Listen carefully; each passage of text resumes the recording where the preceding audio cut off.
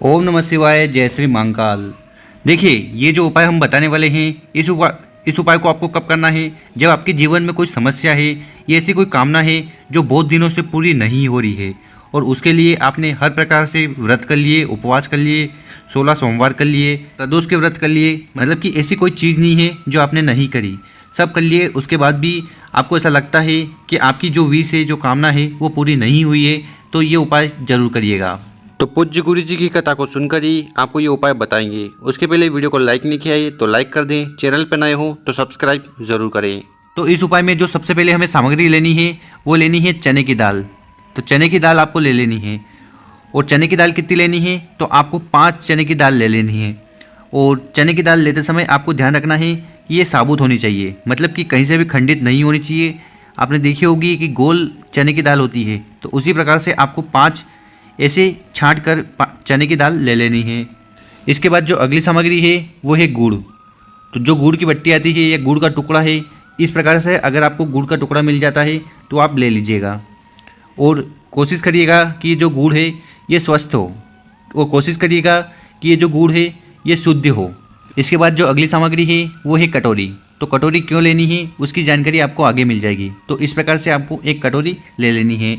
और इसके साथ इसमें भी आपको थोड़ा सा जल ले लेना है। थोड़ा सा जल अगर आप अपने लोटे में ले जाते हो तो भी काफ़ी है। इसके बाद जो अगली सामग्री है वो है तांबे का लोटा। तो तांबे का लोटा आपको ले लेना है और उसमें आपको अपने घर से ही जल भर लेना है।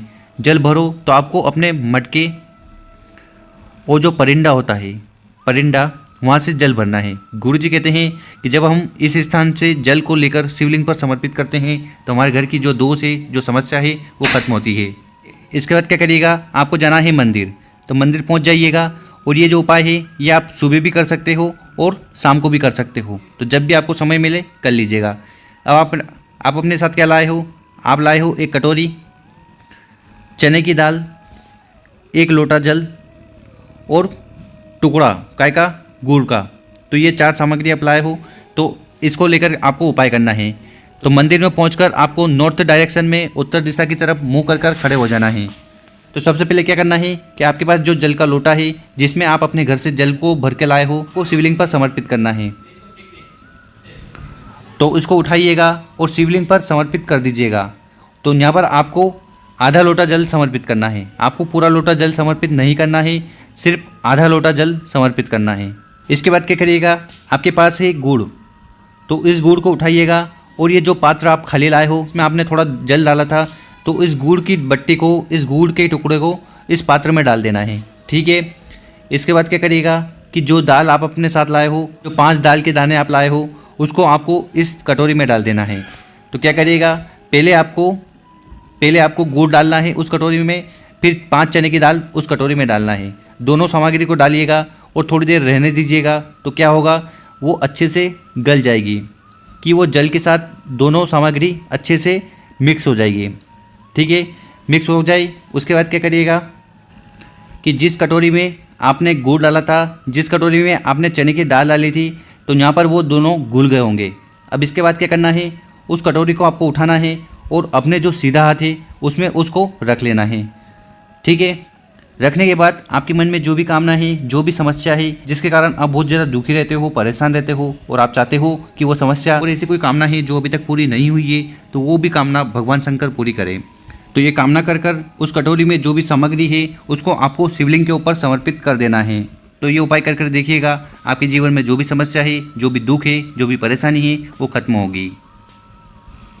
इसके बाद जान लेते हैं गुरुजी का दूसरा उपाय। ये उपाय भी आपको कामना पूर्ति के लिए करना है। अगर आपकी कोई कामना है, कोई विशेष कामना है जो पूर्ण नहीं हो रही है, तब भी आप इस उपाय को कर लीजिएगा। इस उपाय में आपको सबसे पहले लेने हैं 7 चावल के दाने। और ये जो चावल के दाने लो, ये कहीं से भी खंडित नहीं होने चाहिए। तो यहाँ पर आप स्क्रीन पर देख सकते हो, सारे चावल के दाने साबुत हैं, एकदम स्वस्थ हैं। तो इस प्रकार से आपको 7 चावल के दाने ले लेने हैं। इसके बाद जो अगली सामग्री है वो है बेलपत्र। ठीक है। तो आपको बेलपत्र लेनी है और ऐसी बेलपत्र लेनी है जो कहीं से भी खंडित नहीं हो, क्योंकि खंडित चीज़ शिवलिंग पर नहीं चढ़ाई जाती। तो इस चीज़ का आपको विशेष ध्यान रखना है। इसी के साथ जो अगली सामग्री है वो है एक तांबे का कलश। तो तांबे का कलश 1 लोटा आपको ले लेना है और लोटे में आपको अपने घर से जल भर लेना है। जल इसलिए भरना है ताकि हमारे घर की जो समस्या है, जो प्रॉब्लम है, वो ख़त्म हो जाए। तो ये जल आपको कहाँ से ले जाना है? अपने परिंदे से ले जाना है, अपने परिंदे या मटके से। और अगर आपके घर में मटका नहीं है तो गुरुजी कहते हैं कि कम से कम हमें हमारे घर में एक मटका ज़रूर रखना चाहिए। अब वो मटका छोटा भी हो तो भी चलेगा, पर रखना ज़रूर चाहिए। फिर इन तीनों सामग्री को लेकर आपको पहुंच जाना है मंदिर में चले जाना।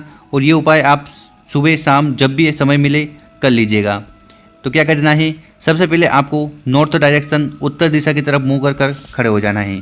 तो गुरुजी कहते हैं कि जब भी हम पूजन करने शिव मंदिर जाएं तो हमारा जो फेस होगा, जो चेहरा होगा, वो नॉर्थ डायरेक्शन में होना चाहिए। और ऐसी कोई परिस्थिति है कि मंदिर में भीड़ बहुत है, ठीक है, होता है कभी कभी कि मंदिर में भीड़ होती है, तो ऐसी परिस्थिति में जैसा आपको मौका मिले शिवलिंग पर जल चढ़ाने का, वैसा चढ़ा लीजिएगा। उसके बाद जो 7 चावल के दाने लाए हैं उनसे आपको उपाय करना है।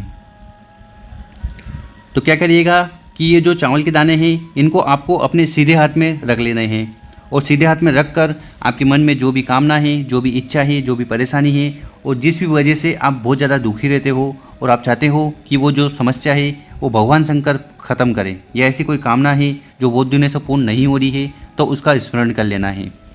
और उसके बाद जो आपके हाथ में चावल है उनको आपको एक साथ शिवलिंग के ऊपर समर्पित कर देना है, श्री शिवाय नमस्तुभ्यम का स्मरण करते हुए। इसके बाद जो हमारे पास बेलपत्र है उसका आपको उपाय करना है। तो क्या करिएगा कि इस बेलपत्र को भी आपको शिवलिंग के ऊपर समर्पित कर देना है। तो इस प्रकार से आपको शिवलिंग के ऊपर उस बेलपत्र को समर्पित कर देना है।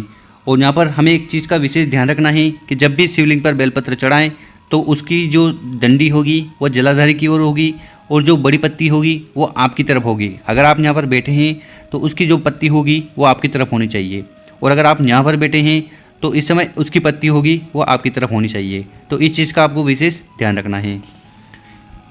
इसी के साथ बेलपत्र जब भी आप शिवलिंग पर चढ़ाएं तो आपको जो चिकना वाला भाग है, बेलपत्र में दो भाग होते हैं, एक चिकना और एक खुरदुरा।